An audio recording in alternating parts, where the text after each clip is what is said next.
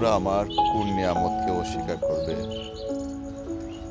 যে বীজ থেকে অঙ্কুরিত হওয়ার কথা না, আমি সে বীজ থেকে অঙ্কুরিত করে ফুলের ব্যবস্থা করে দিয়েছি। আমরা সৃষ্টিকর্তার এতটাই নাফরমান বান্দা, আমরা খাবার খাওয়ার পরে শুকরিয়া আদায় করি না। আমরা যদি শুকরিয়ার মর্যাদা বা মূল্য বুঝতে পারতাম, তাহলে আমরা গাফেল হতাম। প্রতিটা মুহূর্ত আমরা শুকরিয়া আদায় করতাম, প্রতিটা মুহূর্ত আমাদের সৃষ্টিকর্তার শুকরগুজারি করতাম।